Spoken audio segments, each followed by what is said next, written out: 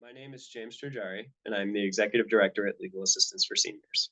It is my honor to welcome you to today's program, RISE, an approach to restorative justice and elder abuse, presented by David Burns, Marie-Therese Connolly, Patricia Kimball, Stuart Lewis, Geoff Rogers, and Erin Salvo.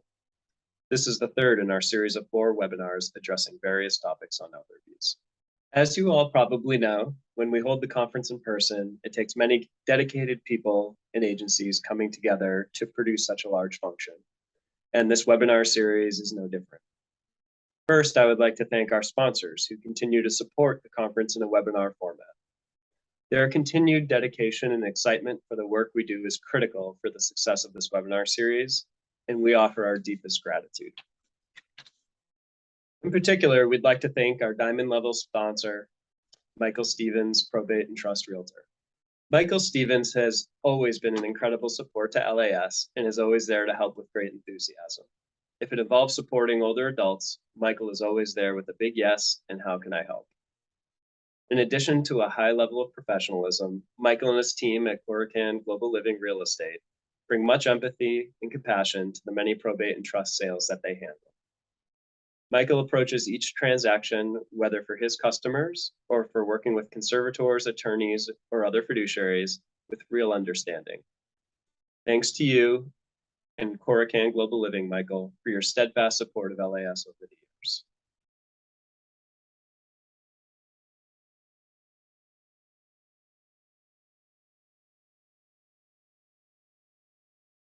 We have a whole host of sponsors, which we will announce in just a moment. We thank our sponsors for their steadfast commitment to this webinar series and to our mission of protecting older adults' rights and dignities in Alameda County. In addition, Golden Gate University has continued to support LAS in this webinar series with technical support and serving as an honorary event host. We greatly appreciate this partnership with GGU. Last but not least is the team that has contributed their time and hard work over the past several months to transition this in-person conference to an online experience. Greg Bedard, Jenny Pardini, Shauna Reeves, and the entire LAS staff, thank you. Now for some housekeeping before we get started with today's program. We have a wonderful presentation followed by a live Q&A. If you have a question, please submit it through the Q&A icon at the bottom of your screen. Staff will be monitoring these questions for the moderator. We will try to get to all your questions, but if we're not unable to answer everything during the session, we will do our best to follow up with you after the presentation. For those who need continuing education units, you will receive a post-event email within a day or two of this session with steps on redeeming your credits. Lastly, we welcome your feedback to help us improve your experience and continue to offer high-quality education through a post-event survey. As I'm sure you're aware, today's presentation is part of a series of 4 webinars LAS is producing in the coming weeks. They are all free of charge and open to the public, though a donation of $25 per webinar will be greatly appreciated and accepted in order to support our ongoing work. We hope you find these presentations informative and useful. You can register for these webinars by visiting our website, lashicap.org. That's lashicap.org, and going to events. Thank you again for joining us, and I hope you enjoy the program. Good afternoon. My name is Jenny Pardini, and I am the Community Education Coordinator with Legal Assistance for Seniors. I am delighted to be your moderator for this webinar. Today, you will hear a 1-hour educational presentation from our guest speakers, followed by a Q&A that I will be moderating. If you have any questions for our speakers, please submit them at any point during the program by clicking the Q&A icon at the bottom of the meeting screen. If you have any technical issues, you can ask us in the chat and our technical team will do their best to assist you. If you would like to use the closed caption feature, click on the live transcript button at the bottom of the meeting screen and choose Show Subtitle. Before we get started with today's speakers, I'd like to acknowledge the sponsors for this webinar series. As Jim mentioned, but you may not have heard, we have Michael Stevens with Corocan Global Living as our diamond level sponsor. the Tile Shop with their showroom in neighboring Berkeley, and Acuna Regli with business in estate planning, probate, and trust administration and conservatorship and special needs trusts are our 2 gold level sponsors. At the silver level, we have the law firm of Anderson, Yazdi, Wang, Minton, and Horn, LLP, Ingrid Evans with the Evans Law Firm, the Professional Fiduciary Association of California, and Senior Alternatives. At the bronze level, we have ARM Homes. We also would like to extend many thanks to Zur Institute and CAPAPGPC for providing continuing education units for attendees of this webinar. And sincerest gratitude to our community partners at the Alameda County Area Agency on Aging, the East Bay Foundation on Aging, the California Elder Justice Coalition, Legal Aid Association of California, California Advocates for Nursing Home Reform, and the Elder Abuse Prevention Program at the Institute on Aging. Thank you again to our wonderful sponsors. It is my pleasure to introduce you to today's speakers, Marie-Therese Connolly, Patricia Kimball, Stuart Lewis, and Erin Salvo. Before we begin, I'll provide a brief bio for each of the members of today's research team, including the 2 members who are unable to attend today's presentation. Dr. David Burns is the Associate Professor and Associate Dean Academic at the University of Toronto, Factor in Wintosh Faculty of Social Work. He holds a Canada Research Chair on preventing the mistreatment of older adults. He completed a PhD at Columbia University School of Social Work in New York City, concentrating on gerontology and advanced practice. His program of research focuses on issues related to elder abuse and ageism, including the development of basic science, risk factors, prevalence, and severity, and the design, evaluation, and measurement of interventions to prevent the mistreatment of older adults. Marie-Therese, or MT Connolly, a graduate of Stanford University and Northeastern University Law School, is a writer, lawyer, researcher, policy wonk, MacArthur Foundation Fellow, and president of the Elder Justice Collaborative. She is the author of The Measure of Our Age, Navigating Care, Safety, Money, and Meaning Later in Life, a book of nonfiction to be released in July 2023 that tells the story of elder justice, its roots, and how things change. MT conceived of and was the original architect of the Elder Justice Act enacted with the Affordable Care Act in 2010. As founder of the Department of Justice Elder Justice Initiative, she guided theory and strategy in large federal cases against nursing home chains for fraud, abuse, and neglect. Patricia Kimball is the executive director of the Elder Abuse Institute of Maine, a statewide nonprofit organization whose sole mission is to design and implement interventions to serve those impacted by elder abuse, neglect, and exploitation. Patricia has been involved in the Institute since its founding in 2003, initially as a board member and eventually as its first executive director. She co-led the development of Martha's Cottage, Maine's first transitional housing for older victims of abuse, is a recipient of the Robert Wood Johnson Research Fellowship to study mandatory reporting of elder abuse, and helped pilot and expand the RISE model. Patricia holds an undergraduate degree in English and graduate degrees in Human Service Administration and Community Economic Development. Dr. Stuart Lewis is an associate professor of medicine in the Division of General Internal Medicine and Geriatrics at the Geisel School of Medicine at Dartmouth, and the medical director of Lebanon Center, a skilled nursing and long-term care facility in New Hampshire. He also serves on the New Hampshire Bureau of Elderly and Adult Services Advisory Group and its Incapacitated and Vulnerable Adult Fatality Review Committee. Geoff Rogers is the Director of Learning and Development Projects, Silberman School for Social Work, Hunter College. He has more than 3 decades of professional experience helping individuals and organizations learn, manage, change, and seize new opportunities. Geoff's unusual background spanning creative industries, public administration, and management consulting informs his work at Silberman to develop learning opportunities that engage in a diverse array of human service professionals. Geoff has a BA in European History and English from Colby College. Erin Salvo is the Associate Director of Adult Protective Services in the Office of Aging and Disability Services with the Maine Department of Health and Human Services. Erin joined OADS in 2016 as in-house counsel responsible for contract drafting, rulemaking, and coordinating the legislative process for the office. And she started in her current role in 2017. As the APS Associate Director, Erin oversees the statewide program responsible for receiving reports, conducting investigations, and intervening in cases of abuse, neglect, and exploitation of incapacitated and dependent adults, and administers the Public Guardianship and Conservatorship Program. Erin graduated from Michigan State University's Eli Broad College of Business with a bachelor's degree and graduated magna cum laude from New England Law in Boston. MT, Patty, Stuart, and Erin, welcome to the program.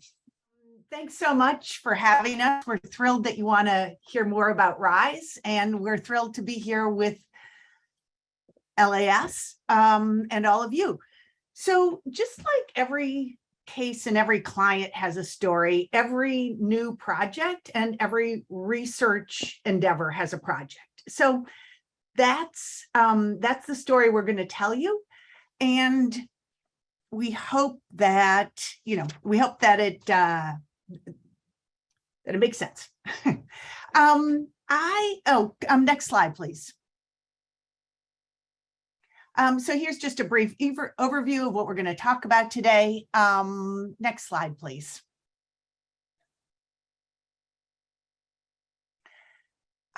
So let's start with the challenges, because those are integral to the creation of RISE and why we structured it in the way we did.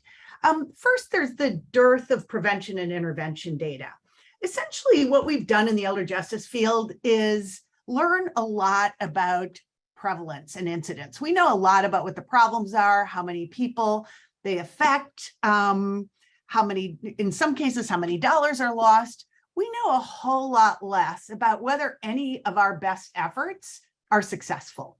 And often we don't even have a definition of what success looks like. So what we have tried to do is to say, does it work? And that is part of the story of what we have tried to do here. The existing systems have a lot of structural limits, which can make it really hard to meet client goals and often limit what the entities that are intervening can do. The systems are not that well suited, not only because, not due to any kind of bad intentions, but because they really often weren't created for the problem that they're supposed to be addressing. A lot of our interventions are hand-me-downs from that weren't created with the input of the people that they're supposed to be serving. And even though they've been adapted over time, a lot of the cracks in those foundations still show through. So let me start with an actual case that we've seen in the RISE program, and that Patty will talk about a little bit more later, that illustrates some of what we're going to be talking about. So there was a retired school teacher in her 70s who had a son in his 30s, and her son was on the autism spectrum, had some autism spectrum disorders. She felt bad that she had never really gotten him some of the services that he needed when he was younger, and he had a lot of trouble finding his way. He was cycling in and out of jobs and relationships and housing, and often he landed back with mom, who was now also a widow. The relationship was really fraught, but she loved him and she adored his young daughter. So the son had periodic violent outbursts that scared them both, but she didn't want him to end up back in the criminal system, and she didn't really know where to turn for help. Somebody had called APS, but she told the worker that her top priority was to get help for her son, and she had capacity, and getting help for her son was beyond the purview of APS.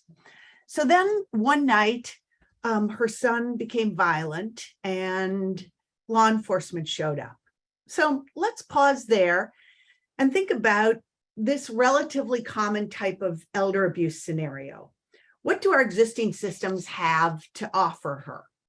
So let's look first at the formal systems, which I'm defining here as either public entities, actions taken under color of law, or entities that are largely publicly funded. So in the formal systems, we have adult protective services, long-term care, guardianship, and public safety. But the mother didn't really want what any of those systems had to offer. What do we have for the alleged perpetrator? We have law enforcement and prosecution. Well, she didn't really want what those systems had to offer either. Why not? It's a story that probably everyone who's tuned in today knows well. She feared losing control over her own life. She feared getting her son in trouble. And at that point, his well-being was the central factor in her own. So the way we've structured our formal systems, they're quite binary. We have one set of systems for the victims and another set of systems for the abusers, and there the twain do meet, really, even though most of elder abuse, by definition, arises in relationships. According to the national academies and the CDC, they say that one of the central components of elder abuse is a relationship of trust.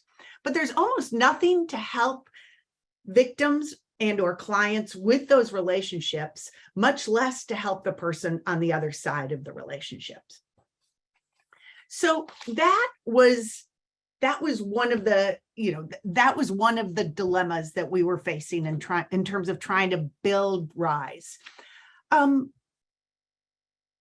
But it also, so how do we, another one of the challenges was trying to figure out how do we measure success of an intervention from the perspective of the clients. So Jenny, could you please give me the next slide? So here, this is actually one of the central challenges in doing research in this field, because we can ask APS or lawyers or healthcare professionals, what do you think success looks like? But how do we measure how clients measure success? So David Byrne, BFS today, is one of the leading experts in a methodology called goal attainment scaling. And essentially goal attainment scaling is that you ask a client at the beginning of the intervention, what are your goals? And then you ask again at the end, did you meet your goals? Did you surpass those goals? Did you fall short of them? And then there's fancy math that plays in the background so that researchers can get a sense of whether they met the goals or not. And so David did a research project with Maine APS where the workers asked clients worked with their clients, with goal attainment scaling. And then something interesting happened. So David and I were doing focus groups with the APS workers, and we asked them, they were telling us about how it was going with goal attainment scaling. And a lot of them said that the clients had goals that were not related to themselves. They were related to another person. But APS was not equipped to help them address those goals. And so we went back to the head of the then head of APS and said, what would you think if we built a program that could complement or augment APS that would allow APS to refer clients to another service that would help them meet those kinds of goals? And so he said, sure, figure it out. And so we had a meeting in Portland, Maine in December of 2017, and all four of us attended that meeting with a whole lot of community stakeholders, a lot of stakeholders from inside of different government agencies and a lot of community leaders. And we also had some of the leading elder abuse researchers from around the country on the phone with us to really try and brainstorm what could this thing look like. And then after that, for many months, David and Stuart and I basically brainstormed and tried to look at what might some of the different methodologies what might be some decent methodologies to test if we were creating a model, sort of a recipe almost for a different kind of intervention. Next slide, please. And so what we came up with is what we call the RISE model. And I'll just briefly talk about it here, and then we'll talk about it again later on. But essentially, what we wanted to do was create a model that would work at a few different levels. And so we wanted to work at an individual level for the clients, at the relational levels, the relationships with others, at a social level, so with their communities of support, and then in an environmental level, working in conjunction with the various systems that exist. And then next slide, please. What you saw in the center of that, the model slide, were these 4 core methodologies. And so what we did was to look to other fields to say, what might be useful in the elder justice field? What could we perhaps import and test in the context of a new intervention? And so we looked to the criminal justice reform field for restorative justice, which actually, as you'll hear Patty talk about, is really more of an adaptation. So it's more of a restorative approach. We looked to the mental health field for motivational interviewing. We looked to the child welfare field for something called teaming. And we looked to the disability rights field for a methodology called supported decision-making that probably many of you are familiar with.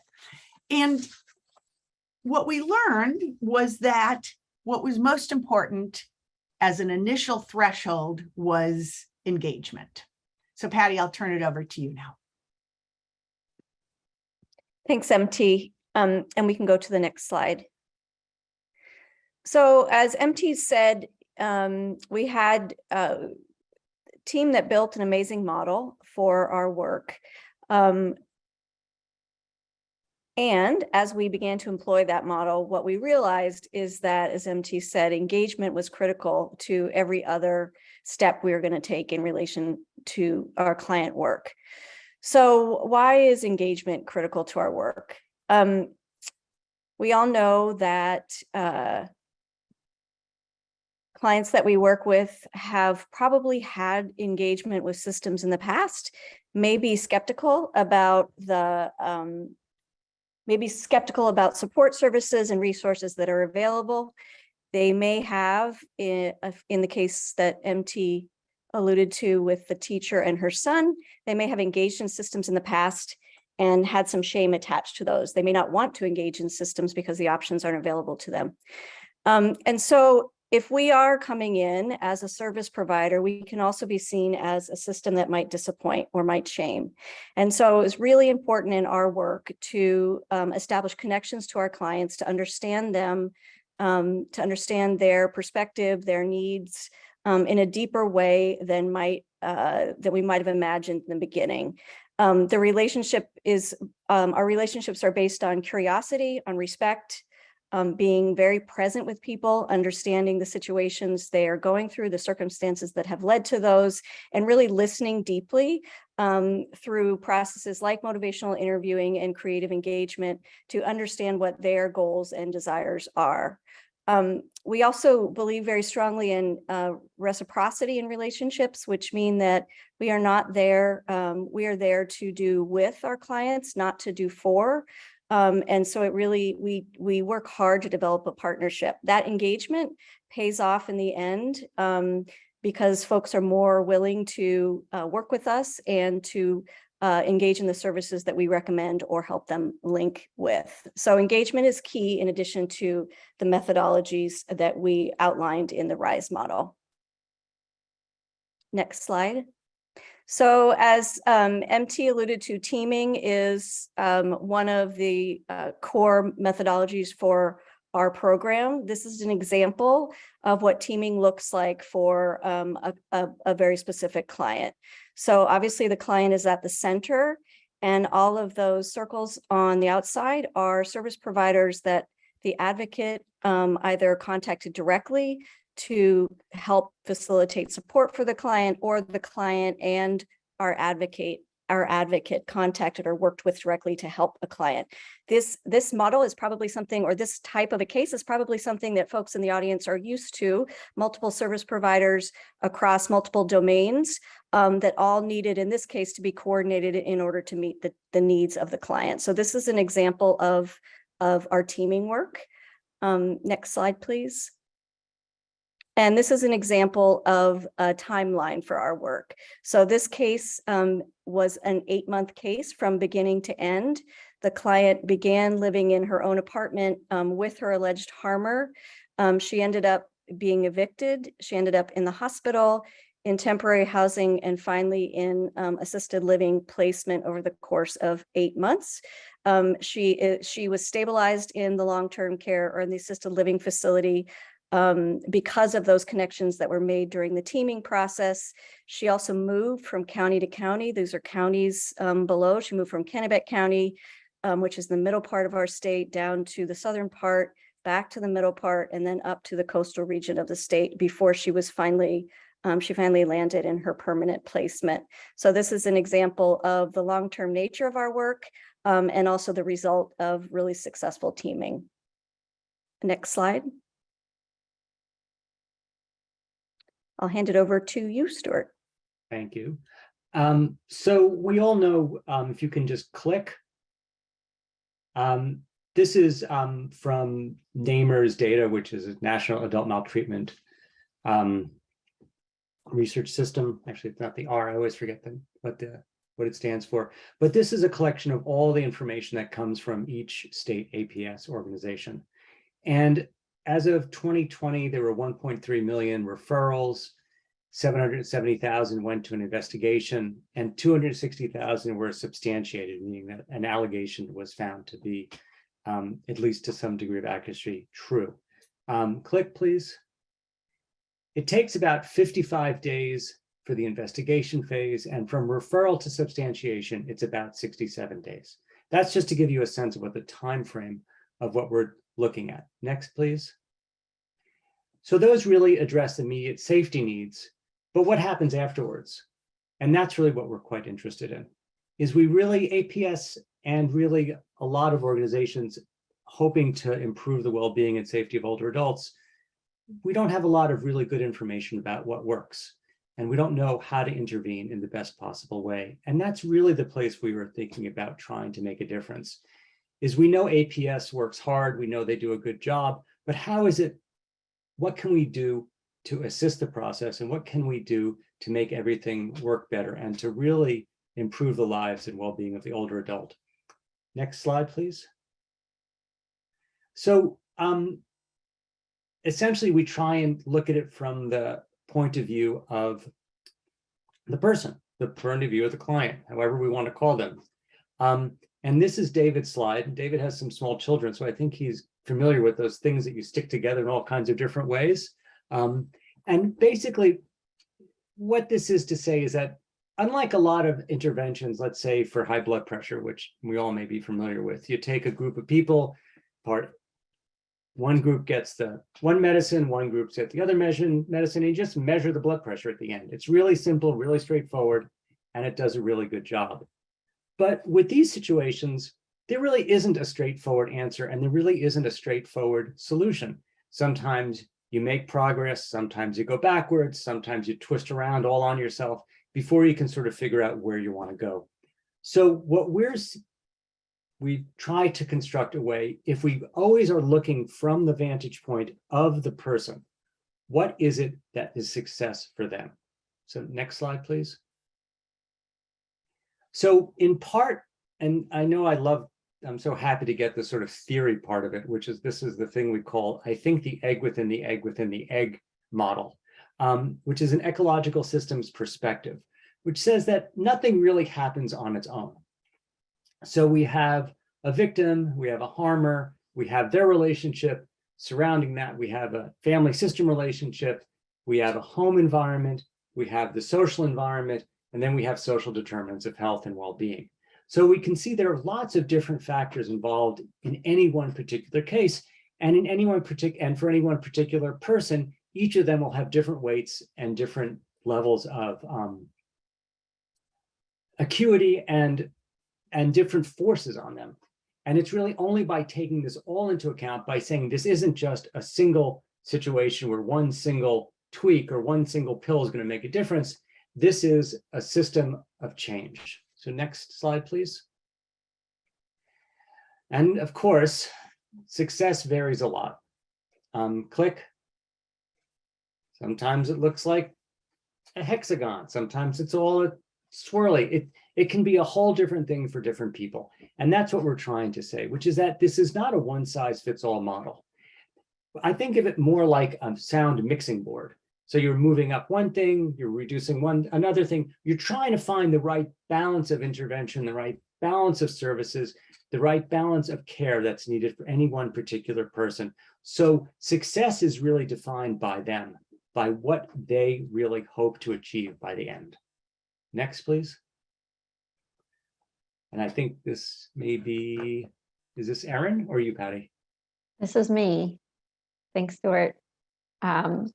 So just to orient everyone to how we implemented our initial pilot project, a little bit of background on Maine's Adult Protective Services system. We are a state administered program. All of our staff who are within Adult Protective Services are state employees who are based in our district offices around the state. And we serve all incapacitated and dependent adults who are experiencing or at risk of abuse, neglect, and exploitation. All of our cases are initiated at a central intake unit, generally through a 1-800 number. And we have about 50 APS investigators in our district offices responding to those cases. This slide says that we have approximately 800 screened in calls per month, but it is a couple months old, this slide. So we have seen a steady increase of those reports, and we're seeing closer to about 1,000 calls per month at this point. Next slide, please. So in terms of kind of going back in time to those first discussions about the need and what we should be pursuing as a project to address clients, identifying what client success looks like. From my perspective, as the director of APS in Maine, I was thinking about a few different areas in terms of what we were looking for in our involvement. And one of those is really that framework for discussing issues that our clients are facing, and kind of going back to what Stuart was describing with the wavy lines versus the Rubik's cubes. We often are inclined to talk about cases as, oh, it's case by case. These cases are very messy. No two cases are alike. And that makes it incredibly difficult to describe the work that we're doing when we're advocating for our program and trying to describe the ways that we assist clients and make clients' lives better ultimately, hopefully. So in terms of budget discussions, legislative discussions, having some additional framework to drive the work that we're doing was appealing. At the same time, we need flexibility because of all the variation that we see in client situations. And, first and foremost, client focused, identifying the client's needs and goals is really going to be central. So we wanted that to be a key feature throughout all of our discussions.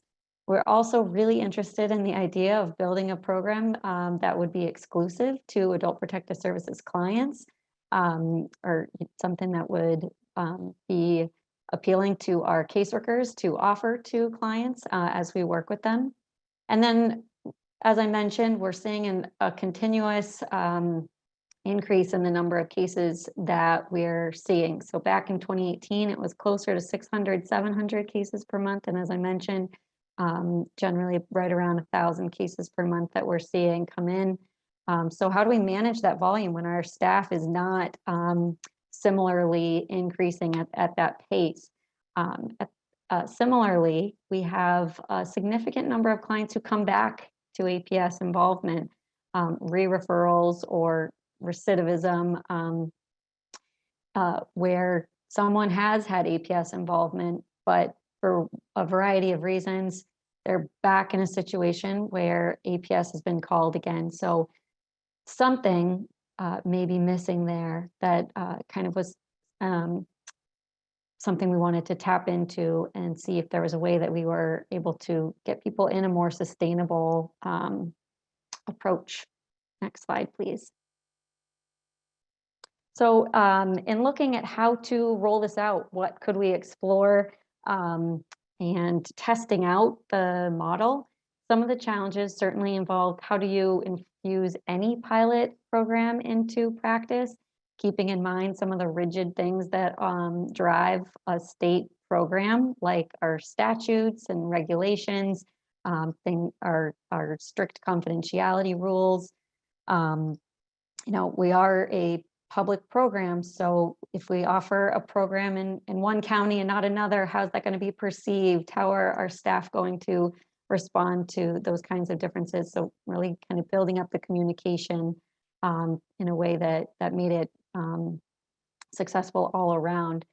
Also, the timing of our initial pilot was complicated by COVID-19. So we had just really gotten rolling. We'd gotten some of the bumps ironed out, and then we weren't seeing clients in person quite as much. So we had to do a lot of shifting around and have a lot of discussions about how to make sure that the goals that we had for the program were still going to be in sight. And then the initial pilot project, as I mentioned, where we started with just 2 counties, we knew that time frame for our 3-year grant project was going to fly by. So we wanted to be having discussions about how do we make this sustainable longer term early on. And that's tough when you're trying to build it and make a longer term plan at the exact same time. So next slide, please. I think the far and away the most important piece that we took away from the pilot project, and as we've expanded, is just that the open communication, it has been really, really valuable. So this group and the other folks who are involved, like Dr. Burns, how do we make sure that we're meeting the research needs while meeting the program needs and staff concerns and all of that, and being open and clear about our goals and the challenges we were facing was really important from the get-go. At the same time, the on the ground discussions between APS caseworkers and the advocates who are doing those handoffs, building that relationship and kind of creating that space to have a really strong working relationship was crucial. Along those same lines, kind of might sound silly, but when we were having a lot of our early discussions and throwing out great ideas, we didn't take notes. And then we realized we need minutes. Did we talk about this? What did we decide? I think we had something really great there. So as soon as we looped in someone who was able to kind of synthesize it all and keep track, that made a really big difference. And doing all the process mappings, we had a really clear understanding of what happens when made a really big difference. In those early days of the pilot project, and as we've been expanding, we knew we didn't yet have that really rich data set yet to kind of get that aggregate information and bigger picture stuff going. But we had a lot of really great anecdotes coming out. And when we got our advocates and our caseworkers together, they would tell each other about the cases they just had and the really good work that was happening. And that helped our team say, oh yeah, I could definitely make a referral on this other client that I have right now. The situation that MT described at the start is one example where really hearing the value and the benefits from the program made our team even more enthusiastic about it. And it gave me some initial sound bites to share with leadership within the department and kind of start to build that momentum and get people excited about what we were seeing. And then finally, I think one of my favorite feature of the program in some ways is that it's a warm handoff. And that meaning our caseworkers are connecting with the Elder Service Connections program and an advocate so that we can build off of some of that rapport that the APS caseworker has established with the client to say, here's someone else who can assist you. And it's not a brochure, it's not a phone number, it's a real person who has a name and face, and they are ready to assist the client. So it helps kind of get that relationship off and running, and leaves our staff feeling really really secure that they're not leaving someone in a tough spot, even though we have to close the case at that point. And I think that it concludes my slides. Next slide, please.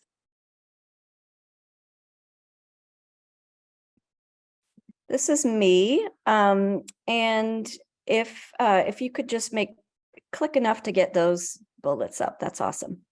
So, so the part of the narrative that MT introduced, the story we're telling today, which began with the challenges that this project was trying to face, the origins of our project, the importance of research and designing an intervention that met the varying needs of clients, and the perspective from APS of why the sort of the landscape of Maine and APS and why this service exists and how it came to be and how it's rolled out.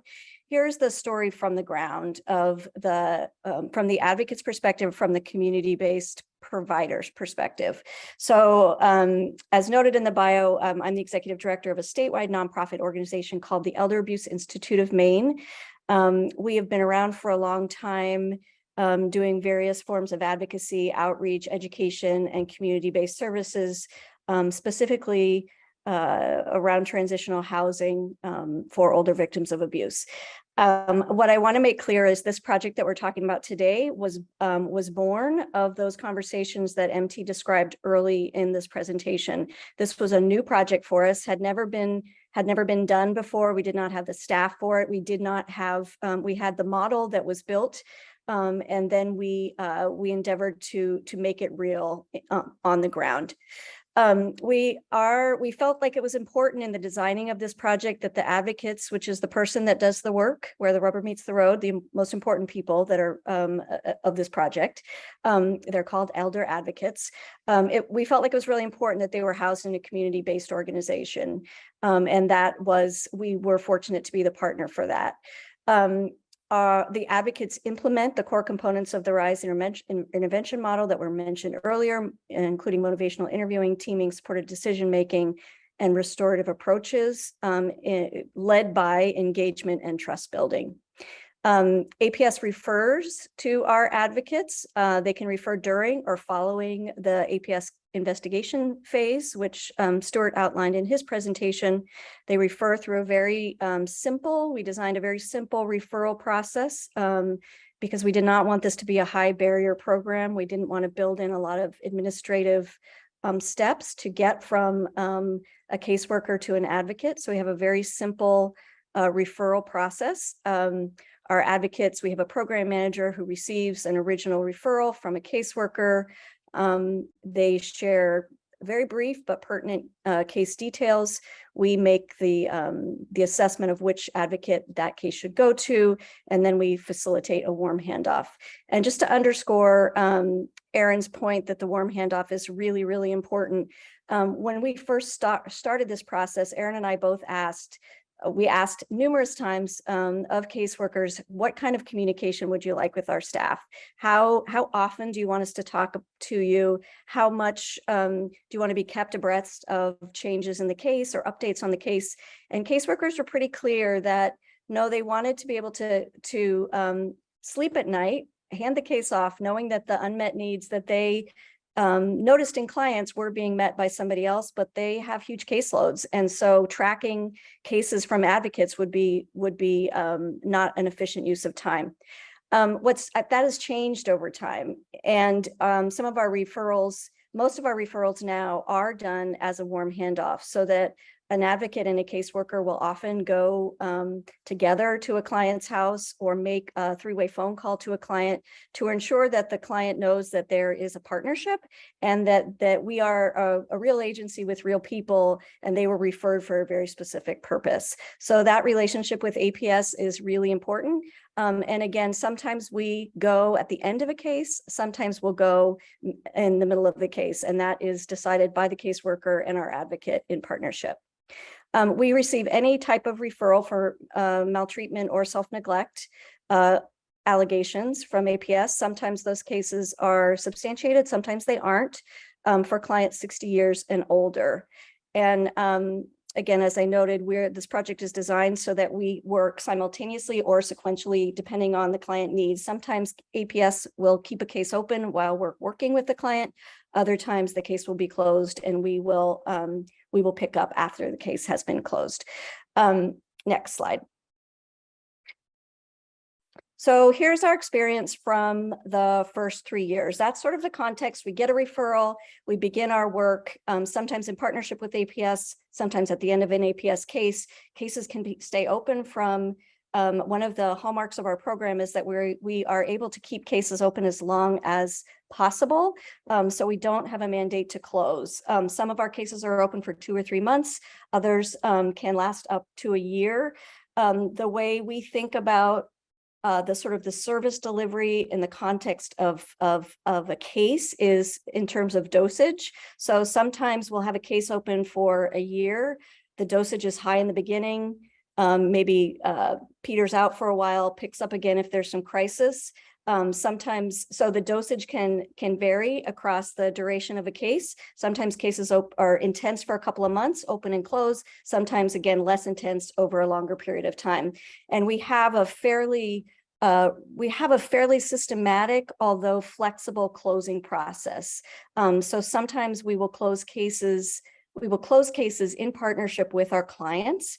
And the last question we ask is, do you want to stay connected with us? If so, what does that connection look like? Doesn't mean we're going to be actively engaged, but sometimes it's best if we keep some sort of a communication with the client even after the formal work is done, so that they know the door is still open.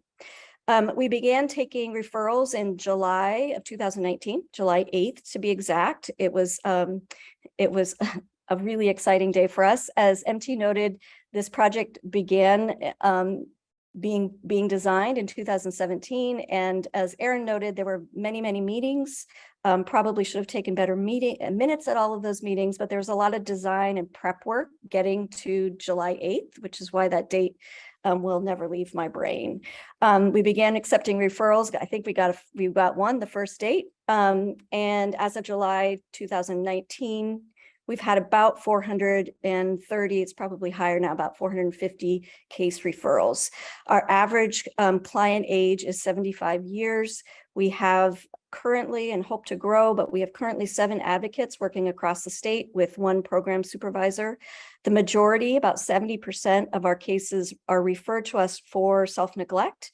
But what often happens in those cases is that there is some harm that has occurred in relationships either in the past or is sort of percolating or is unknown. So even though they come in, most of our cases come in through self-neglect, we often do find relationships that need reparation in our work with clients. And we work both in rural and urban settings. So we're now speaking to you all, the majority, I understand, are in the Oakland area in California, which is my home state. Very different than Maine, right? Very different. This is a map of Maine. We have 1.6 million people in our state. So we're very small population-wise. We're a rather large state geographically. So our work extends from the northern part of the state, which has a population of 10.8 people per square miles. In landmass, it's 6,671 square miles. So it's the northern part of the state is large with very few people. And the southern part of the state, population 337 people per square mile with 835 in square miles of land. So a more densely populated region. I note that because we began in those 2 pilot regions, one in the northern part of the state, one in the more populated southern part. And the intervention, while different, because resources and communities look very different across all of our states, the intervention worked equally well, both in a rural community and in a more urban community. Today, we represent the whole state. Excitedly, the APS decided to expand our program a few years or year and a half in. So now we are working across the state. Before I move on from this slide, I just want to note that those the two logos at the bottom were not put there just to promote our organization or our program. I put them there intentionally. We are called the Elder Abuse Institute of Maine. And what we learned early on, which should have been obvious to us before we implemented, was that clients didn't necessarily respond that well to that, to a staff person saying, "Hi, my name is Patty. I'm calling from the Elder Abuse Institute of Maine," because our clients don't necessarily associate themselves as victims of abuse. So we learned early on that we needed a new name for our program that would be more user-friendly, more client-friendly. And so the program that the RISE model sits within in our community, in our state, is called Elder Service Connections. So that's how we introduce our program, which I think is really helpful for people to accept our services rather than using our name, the Elder Abuse Institute of Maine. Next slide, please. Thank you.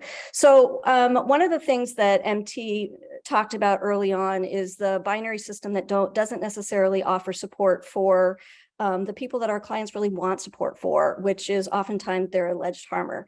So one of our model, I have great pride in what we've done in the model that was built to serve the needs of clients. It's an amazing model, and it approaches at the 4 modalities approach the ecological framework that Stuart outlined. The thing for me, the sort of transformative nature of our program, or element of our program, is our use of what's traditionally called restorative justice in the elder justice field.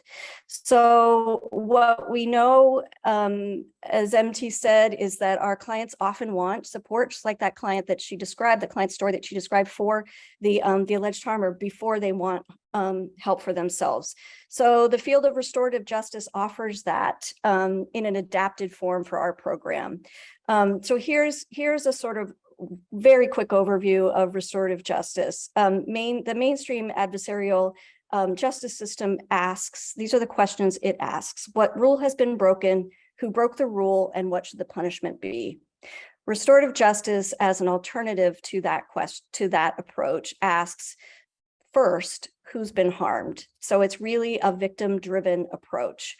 And what is the impact of the harm as identified by the person that was harmed? So it's not the system identifying the impact, it's the person identifying the impact. So for that teacher that MT alluded to, the impact of that harm, in addition to sort of personal injury, the impact was also she had a fractured relationship with her son, and she couldn't get to her grandchild, right? So there was, the harm had impacts that were beyond what a criminal justice system would even notice or address. Restorative justice allows us to look at those harms, the comprehensive nature and complicated nature of those harms.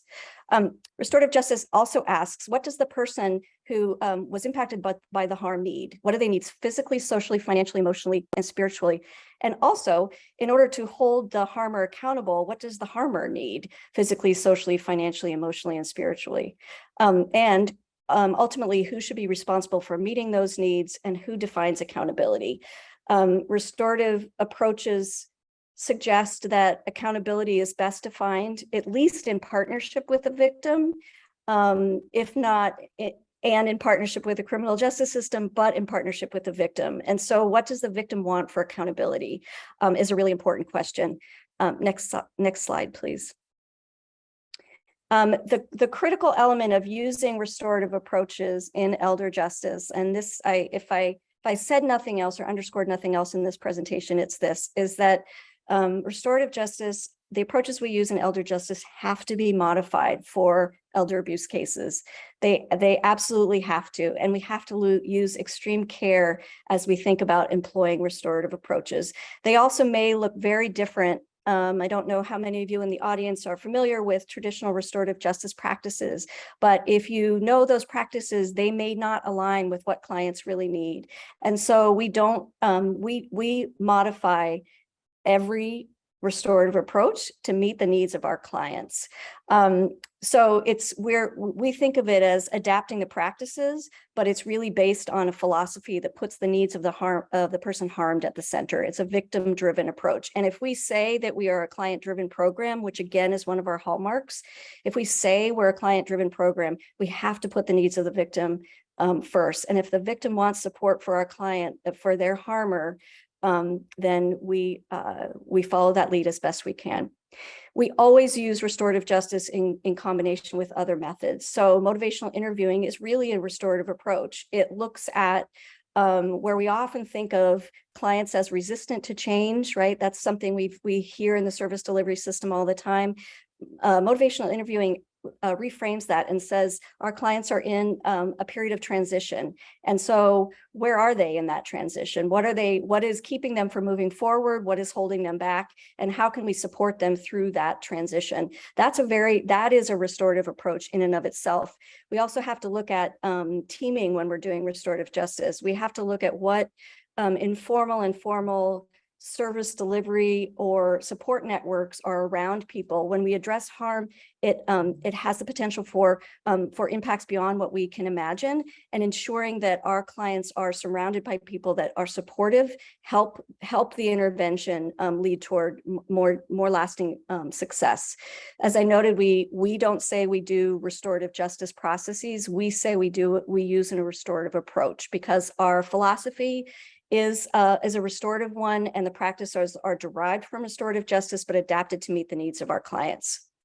I'm gonna pass the virtual mic off to Stuart and hold off on giving you some examples of client stories and finishing the story that MT began to tell after Stuart talks about some of our outcomes.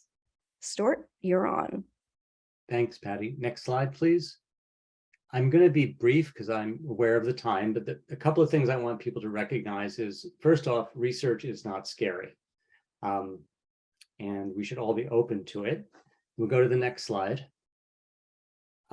It's important to recognize that when we think about any project, intention is not method. Just because we intend to do something doesn't make it an actual method. And belief, just because we believe something works, doesn't mean it actually works. So we all need to be quite aware of how do we put our intentions and beliefs to the test. And in some way, the research component of it needs to be baked in at the very beginning. You need to be cautious and careful and really talk to the people who you're working with. And this is where I have to just thank Erin, because none of this could really happen without her doggedness and really her help in helping us figure out what was important. Because really, we have a lot of things that we're interested in, but in reality, we would really like to figure out what people really want to know. What are those questions? So the only way to really understand that is actually to talk to people. So we can go to the next one. And I think a lot of what you've heard today is partnering, right? We partner at every level. If we think of this process as an ecological systems approach itself, it's like we're partnering at the level of the client, we're partnering at the level of the APS caseworker, we're partnering at the level of the people who run APS. We're trying to understand it from all points of view. And it really means you have to think about respect. Power needs to be shared. You need to listen. You need to share the knowledge. You need to share the information. You need to reflect back on what you hear, and you need to talk to people. And there needs to be some mutual benefit. It can't just be you're sort of coming in and saying, oh, that's really interesting, I'll see you later. It really means having a commitment to the people you're working with and to the community that you're in. And it really helps. And what I feel really lucky about is that I really like the people and it's really fun. So we can actually all, even if we come up with a hard problem, at least we sort of are having fun trying to solve it. Next. So the key question in any sort of intervention is really what works for whom, under what circumstances, and why. And I like this slide because basically we know shoes are great things, right? But shoes aren't all good in all situations, right? So a sunset in Santa Barbara, what works for a sunset in Santa Barbara is definitely not going to work for a blizzard in Bangor. So that happens to be the same idea behind programs. You need to understand where you are who the folks are that you're serving and who the folks are you're working with, so that you can take what you know is a useful approach and tailor it to the individual needs. And I think that idea of tailoring to the people you're working with really is through all the levels of this intervention, and all the levels of our approach to it. So if you don't, I just ask you to remember this one slide of shoes, and then you'll understand everything that anyone needs to know about research. So you can, next, please. So we know that basically all the clients who were referred to RISE were accepting services. A very, very small percent said no. Very few clients who accepted dropped out prematurely. They really stayed in the program and they really got benefit from it. And they really reported very, very positive experiences with RISE. We know that it reduces the chances of a reinvestigation. And we know that that's especially true for people with self-neglect. So we're very excited about this, and you'll hear more about it in the coming months as some of this work gets published. Next. So RISE in practice. This is Patty's moment. Well, I'm going to call on MT to remind us of where you left off with the story, and then let's tell it together, MT, if you're cool with that. Oh, yeah, sure. I do whatever Patty says. But I just want to echo something first, which is just having a team of people who, what Erin said about communication, it's of critical importance, because these are really complicated issues. It's really hard to build a new thing, especially in conjunction with a program that is governed by laws and regulations. So it's that's been a really exciting part of it. So okay, so Patty, law enforcement comes in, the son is arrested, he's let go, but he's essentially unhoused because he has nowhere to live because the mother got a restraining order. A really interesting part of the story to my mind is that when the moment of crisis had hit, when that violent outburst occurred, the mother had already been working with the advocate and had told the advocate she wanted help for the son. So she had a relationship with the son. The advocate had a relationship with the son. So when the crisis occurred, the son called the advocate and said that he was scared of what he was going to do. And then the advocate called 911. So, I think in terms of trust building, that alone is a pivotal moment. Okay, Patty. Yeah, that is really key. So the advocate received the call from the son who said, I'm about to do something that I don't want to do. I need help. And she was very clear. She said, I'm going to call the police. And he said, please, he said, okay. The police were called. He was taken away. As MT said, a restraining order was filed.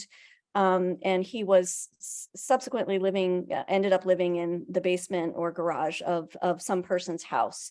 So the advocate ended up with mom's approval, and all of this was done with mom saying, this is what I want to have happen. She began working with the son. And one of the things she said to the son was, I am not going to tell you everything that I'm talking to your mom about, but I am going to tell your mom everything we're talking about. So there was always the client at the center of that intervention. And the son knew that this was about what his mother wanted, and this was about repairing their relationship. As MT noted, the mom really wanted both her son to receive services, had some guilt about what she did or didn't do with him and for him as a child, and really wanted a relationship with her grandson.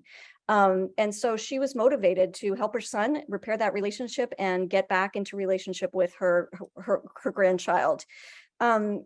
Our advocate ended up working with service providers to support the needs of the son. He ended up doing some job training, got himself a job, got himself in stable housing, Meanwhile, also worked with mom to expand her social network so she had more people to rely on rather than just relying on her son. She had some time to live alone without always rescuing her son. She wasn't allowed to rescue him. She felt stronger and didn't need necessarily to rescue him, built up her social network. And so she felt stronger saying no to son and keeping son out. We did a restorative intervention, which was approved by the prosecutor, and the prosecutor said, if the son follows the accountability plan that's created during that restorative intervention, we will drop charges. So they did a very traditional restorative circle, which is not common, but not common for us. We do restorative interventions. They're not always the circle, but they did do a circle. They came up with accountability plan. They worked on that for almost a year. And when the plan was met, when the client's son met his goals, they came back together, they looked at the plan, it was accomplished. The prosecutor ended up dropping charges. Mom has a relationship with her son now that is much healthier. He does not live with her. He has a job, he has a place where he lives. She has a relationship with her grandchild, and mom has a community of support, so doesn't need the son, doesn't need to rely on him to be her caretaker, and can have the relationship, hopefully, that she's always wanted with her son. None of that came without a lot of people being involved, a lot of compromise, a lot of very careful negotiation, high accountability. We do not take using restorative interventions lightly, and safety is of the utmost concern for us.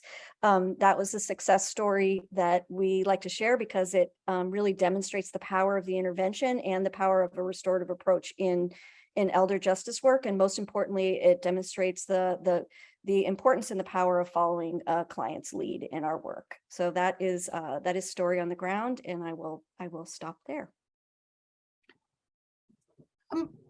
So just to try and put a little bit of a bow on it, although there are a lot of moving parts here.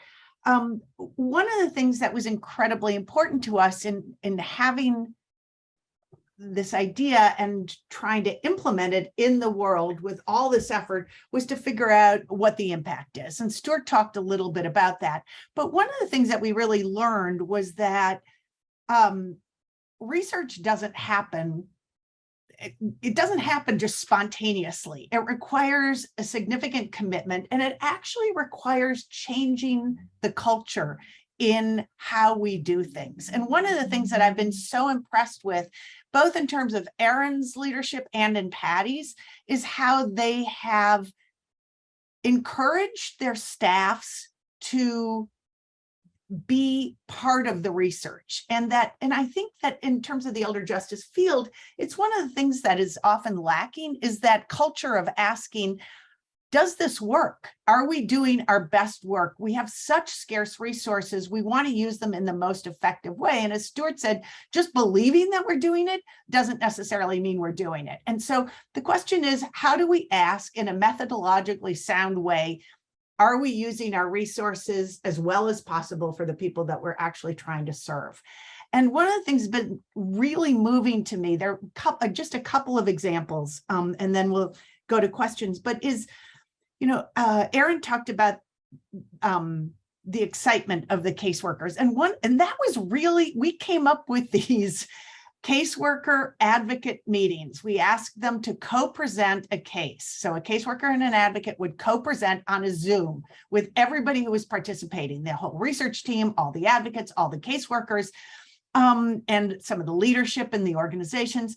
And in order to say, oh, we want to have more, we want people to understand what the program is, what are some of the capacities of what RISE can do, so that it's to educate everybody. And so when we moved out of the pilot phase, I hope I'm not telling tales out of school here, we thought, okay, well, we don't need to do those meetings anymore. And the staff actually really wanted to do the meetings because it gave them a sense of basically the power of this collaboration and what they could do that was more effective. It's a collaboration that allows people to do better for their clients, which is in the end what all the people doing this work want to do. And then there's also the power of creating a structure that rewards research. And I've watched Patty do this. I mean, and Patty is really a visionary nonprofit leader.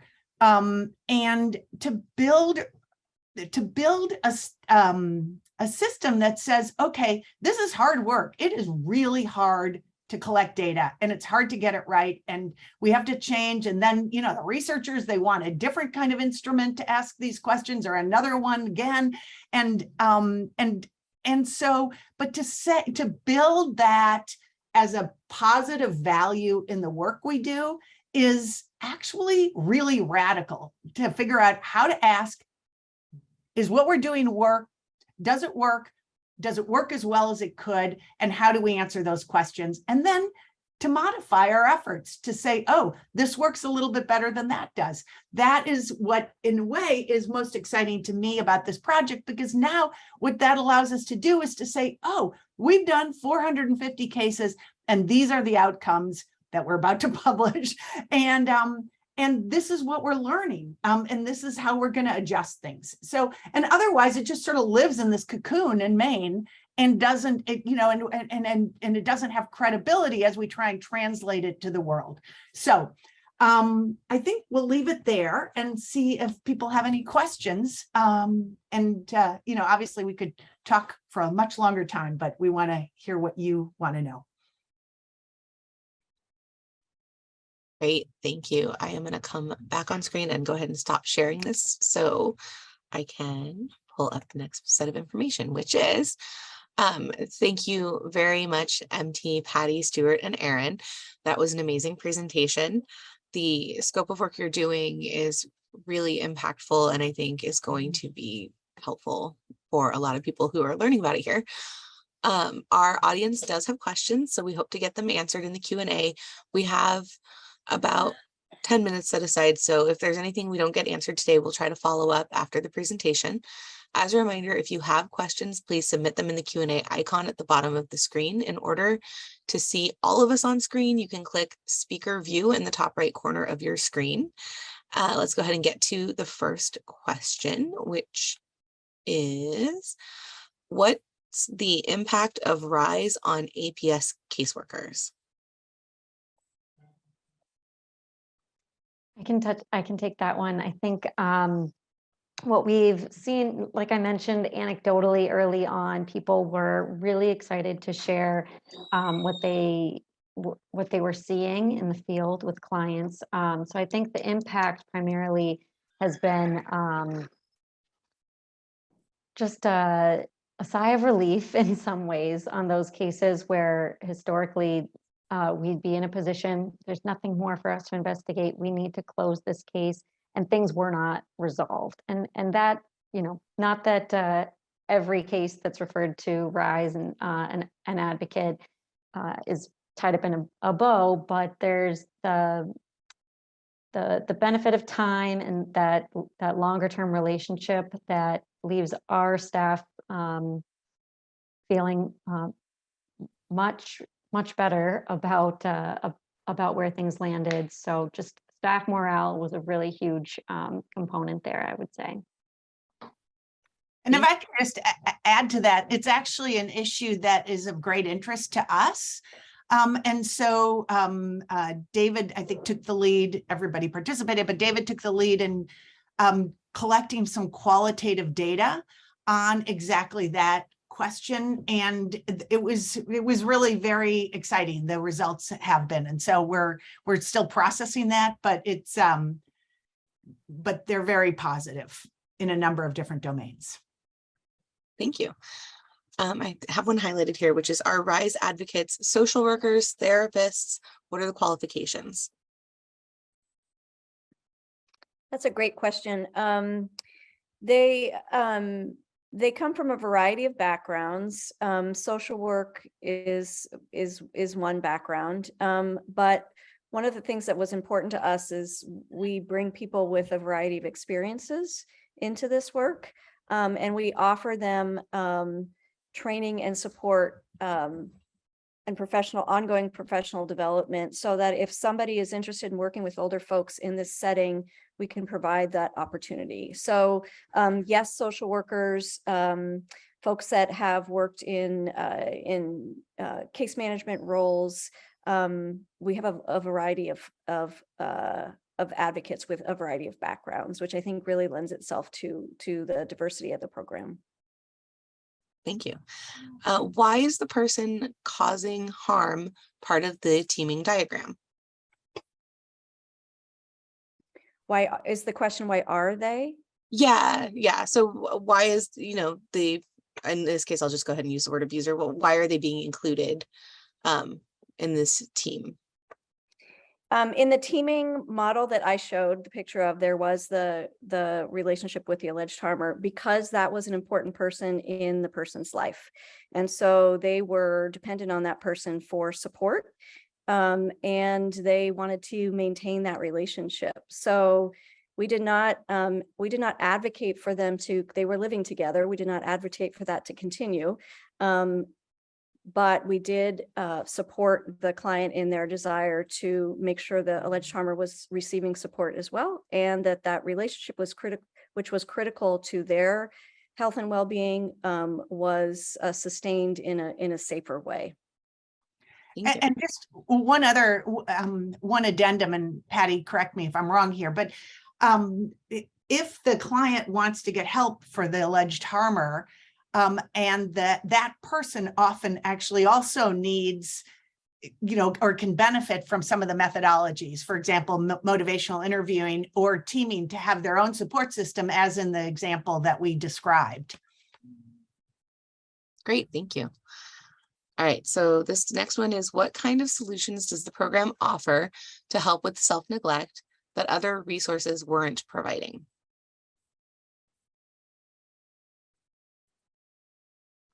I can start if you want, Patty. I think the biggest feature is building that longer term connection. I think self-neglect cases are incredibly complex. Whether we're looking at medical self-neglect or someone's immediate environment, really getting to the why this is happening is something that takes a lot of trust and a lot of time. And our staff in APS certainly have the hope of building that connection, but it is intended to be a more short-term intervention.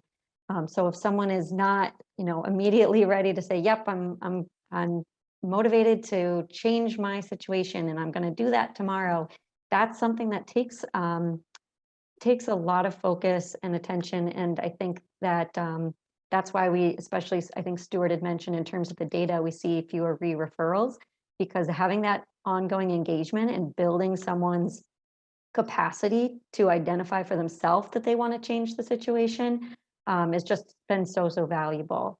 So that's I don't know if that's a cop-out answer to say time, but I think that's the biggest piece. I think that's great. I don't know if anyone wanted to add. Yeah, I would just add really quickly to that, Erin, I think that was a great answer. I think the self-neglect is such a broad category. We could do 3 times the hours on just that topic. But what we know for our clients is that the clients that are referred as self-neglect oftentimes there are either no systems involved, there's no means of support, or there are many systems involved.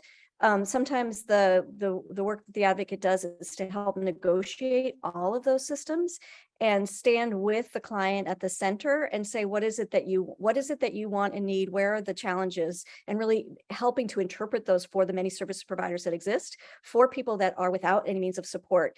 It is helping them get those means of support. So in ways that they are self-neglecting, if we consider it that, they're finding help for that, so that while it may look like there's something that the client is doing that is causing the situation, it may be a lack of resources. And if we can work in partnership with them to figure out what those resources are, we can build a network of support around that person to help them both in the immediate and in the future. Excellent, thank you. Someone asked, how is RISE funded? The initial pilot project that started in 2018 was a Administration for Community Living demonstration grant, so a time-limited 3-year grant, and that funded kind of the startup. And then the 2-county pilot. And then we, like I mentioned, we had a plan to try to build a case to have longer term state funded program. And it just so happened that as we were building that case, we received COVID federal grant funds and administrative American Rescue Plan grant funds. So we did put some of those funds towards expanding the program statewide as our immediate next step, with kind of that ongoing plan to move towards really stable funding. Thank you. So we are not quite out of time, but I'm going to pair 2 questions that I think go well together as our kind of final set of questions. And that is, so I'm going to read them. Thank you for the presentation. It's a fantastic model. Not all older adults being abused go through APS. Could these services be offered in other settings or to victims or survivors who come to the attention of other agencies? And I'm going to go ahead and pair that with what suggestions do you have for starting restorative justice programs in other cities?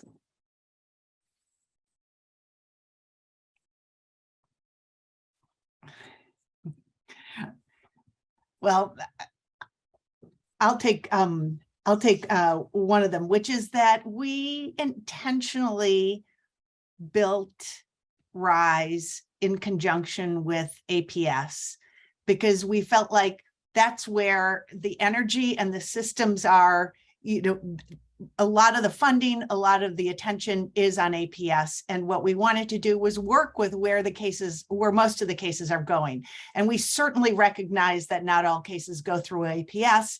And in fact, we have gotten a fair number of inquiries about whether we could be a freestanding program. And it's certainly something that we would love to do at some point, but we feel like there's real power in terms of sort of working within the systems to help, sort of change and figure out what roles are most appropriate for what entities as we envision how to move forward. We're certainly talking about RISE as also a potential, for criminal diversion, for other sorts of, in other sorts of models. We actually just recently got funding to expand to another state and to work more closely with substance use disorders. So, so there are a lot of different kinds of potential expansions that are, that are slowly percolating, but we feel like we're really thrilled to be working with APS and that there's real power in that partnership.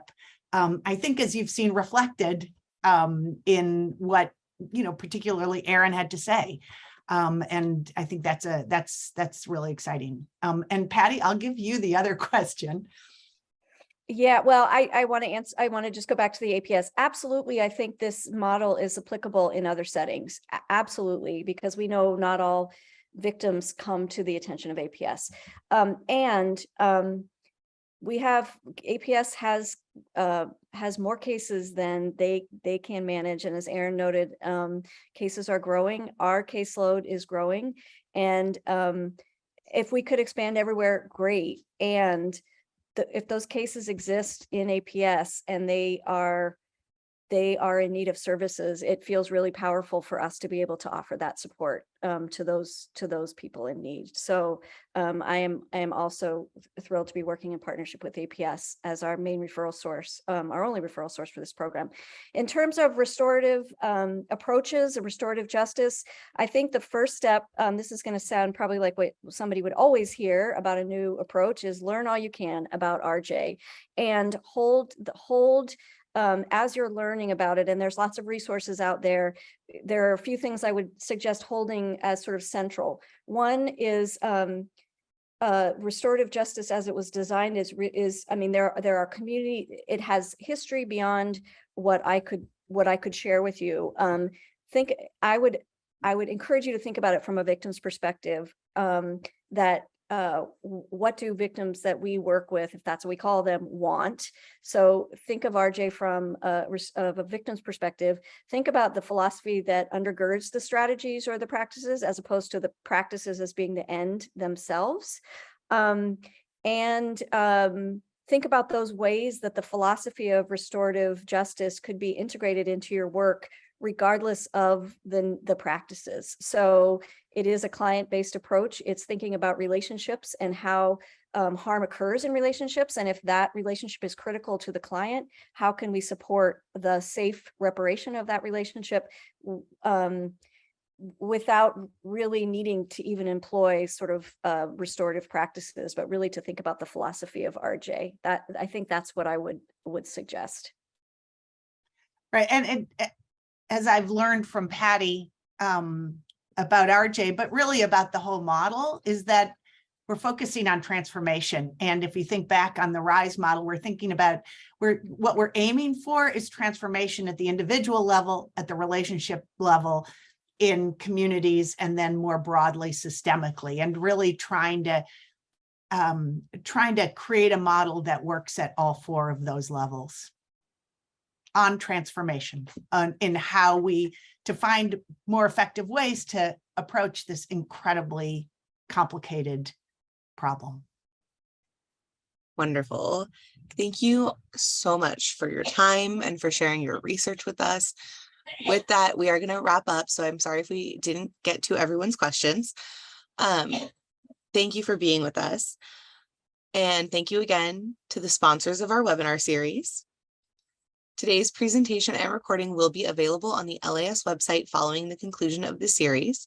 If you need CEU credits, please look out for the post-event email in your inbox in the next few days with further instructions. We welcome your feedback about this webinar so we can continue improving on the content we provide and on your experience. A link will be included in the post-event email. We invite you to sign up for our final webinar in the series by visiting the LAS website at lashicap.org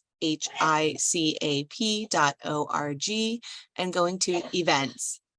Our next program is Holding Financial Institutions Accountable for Financial Elder Abuse on Tuesday, October 25th from 12 p.m. to 1:30 p.m.